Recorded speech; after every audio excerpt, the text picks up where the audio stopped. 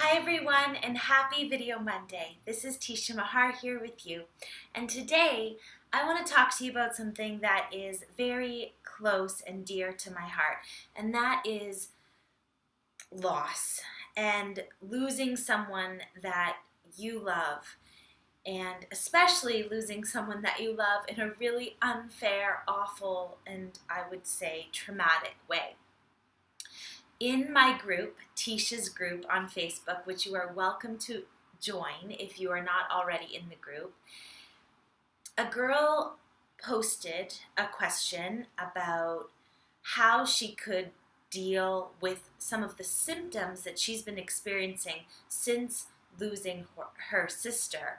And in her case, her sister was actually murdered.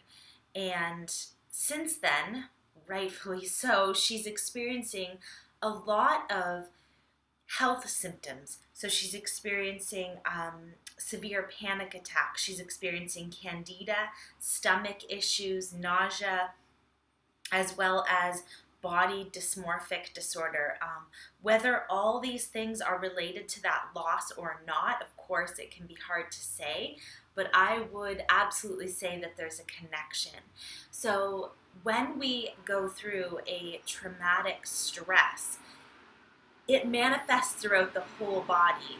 It doesn't just show up as a heartache that leaves us on the couch crying and doesn't affect the other bodily systems.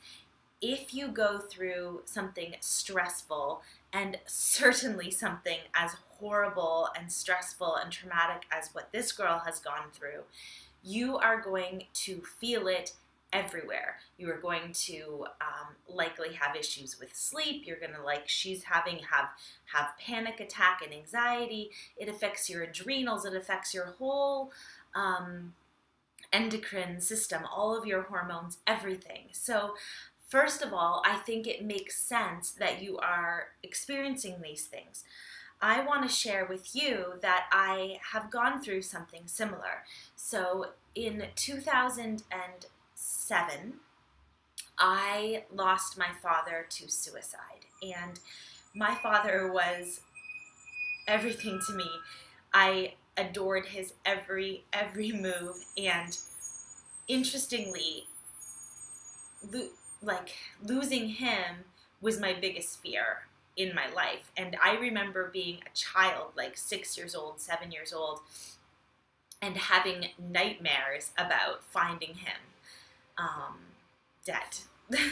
And so this was something that obviously, even as a child, I was very aware could happen. I could sense his instability as a person. He had a lot of issues, emotional issues, mental issues. He was up and down, bipolar probably, and yeah, absolute shifts between mania and severe depression. And he was an amazing father, and he did a great job raising me, but he struggled himself a lot. He had a lot of pain inside. Didn't accept himself. He was never good enough. He pushed and pushed and pushed and pushed, and he broke. And anyways, when I lost him, I was about 21, and this absolutely rocked my world. I was shattered. I had so many of the things that you're describing, my love.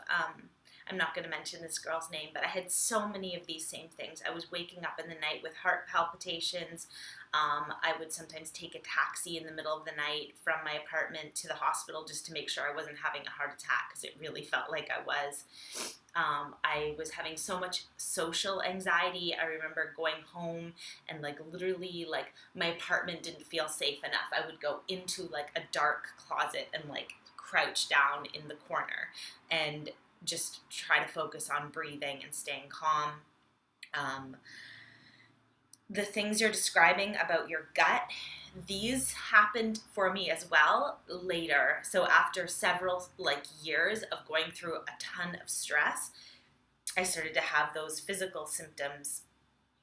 And interestingly, I even relate to what you're describing about the body dysmorphic disorder. So this girl mentioned in our group that she never feels good enough, even or unless she's a size 0. And what happened for me is food and exercise was the only thing that I could control. So my whole life felt out of control, and I had nothing to hold on to. And so what I did initially in my journey is a similar thing. I didn't quite realize it, but I started exercising a ton because it was the only thing that made me feel like alive and gave me a little bit of a high. And I also, I just didn't have an appetite because I think my body was just so stressed out. My cortisol levels were through the roof. And when your stress hormones are pumping through your body, like when your adrenaline is high, it can actually blunt your appetite. So, yeah, cortisol can also cause the opposite, but acutely when it's something like a traumatic stress, usually what happens is the adrenaline makes you not hungry. So I think that's probably what was going on for me. Anyways, I lost a ton of weight. I became very, very, very thin. Later, I maintained a thin body just through healthier things, but initially I was just grabbing onto whatever I could, and those things helped me feel in control. And as a result, I got very, very thin, and I must say I kind of liked it. I got a lot of attention, and that made me feel good at a time when nothing else did. So, yeah, I relate to everything you're saying, and with regards to the physical things that you're experiencing, I just want to mention something to you, and that thing is called leaky gut. So when we are under a ton of stress, especially for a prolonged period of time, the cortisol can actually cause a degrading of your stomach lining. And if that happens, then you become sort of hypersensitive to a lot of foods, and what happens is that the food that you're eating actually leaks into your bloodstream. So the barrier is not there to protect these chemicals from the foods, the proteins from the foods, from leaching into your system. So it's a complicated thing, but it's called leaky gut, and it sounds like you might be dealing with a degree of that. The stress will also cause your immune system to go down, which is probably why you're having issues with candida and pathogens.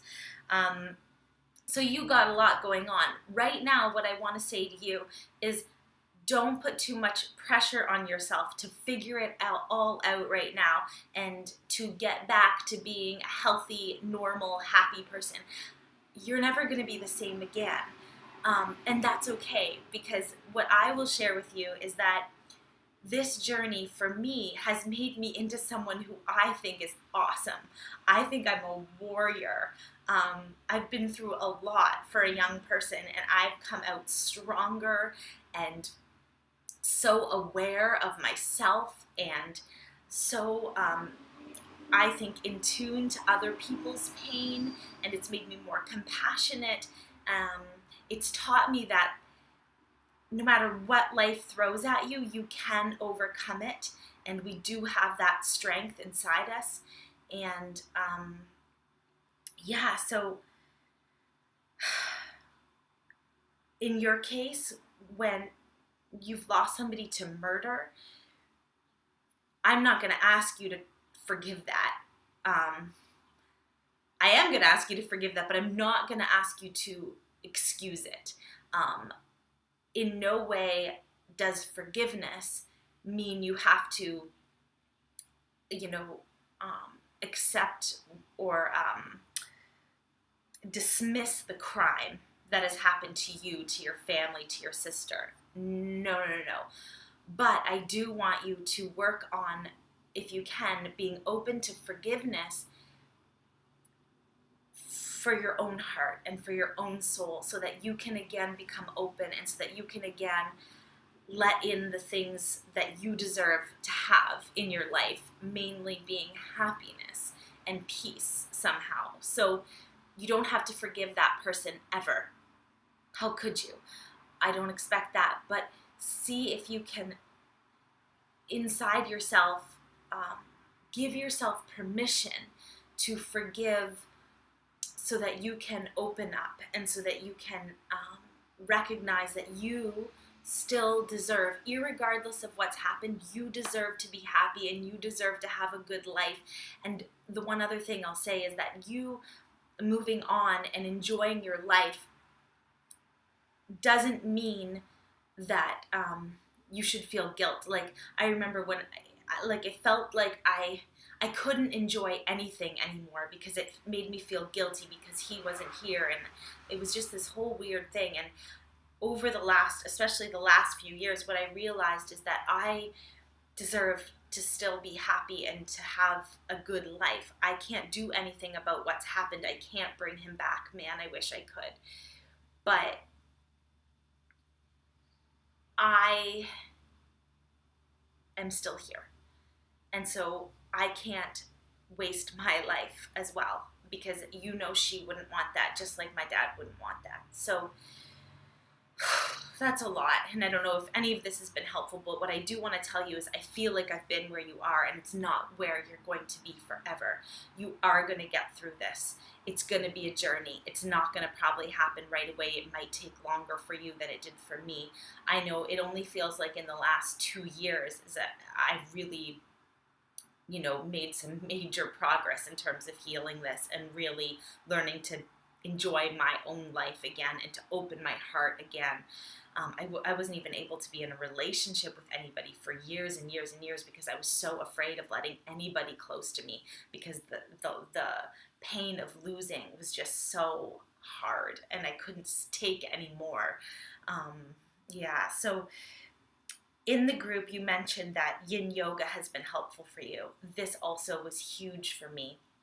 I remember the very first yoga class I did was shortly after I lost my dad, and I remember I took a class. It was a Bikram class, and I went with a boyfriend of mine at the time, and I remember the class finishing, and I remember laying on the floor and just feeling for the first time in so long like this slight wave of my former self kind of emerged into my body. Like, just for an instant I felt, oh, that girl, because I've never really felt like the same girl since that happened to me.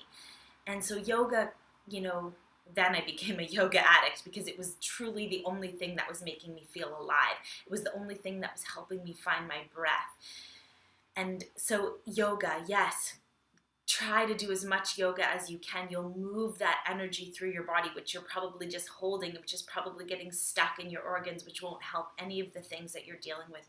I know it's going to hurt like hell to feel the things that are going to come up, but try to get into your body and move those emotions. Do yoga. If you haven't already, try some meditation. Try to, go to a course. Learn meditation, any type of meditation that resonates for you. It will also be very hard to sit still and to feel, all the things that might come up. But again, I believe this is going to be a tool that is helpful to you. Journaling would also likely be a great thing. A few other things that I did in the past. Therapy, I'm sure you've already done that. As cheesy as self-help books can be, they helped me. So, I can't remember a lot of the titles at this current time. There wasn't one that was like revolutionary, but go to the bookstore and go to the self-help section and go to the grieving section and just look at all the books and read the backs of them and find one that speaks to you. I'm sure that will help you. There are several stages of grieving that we go through, and this will comfort you because you'll realize that you've moved through some of them perhaps already, and so you are on your way. I would also recommend, if you want to check it out, this thing called the Hoffman process. This might be helpful for you, but because it was your sister who passed and not a parent, maybe not, but something to look into, the Hoffman process. Other things that have been helpful for me,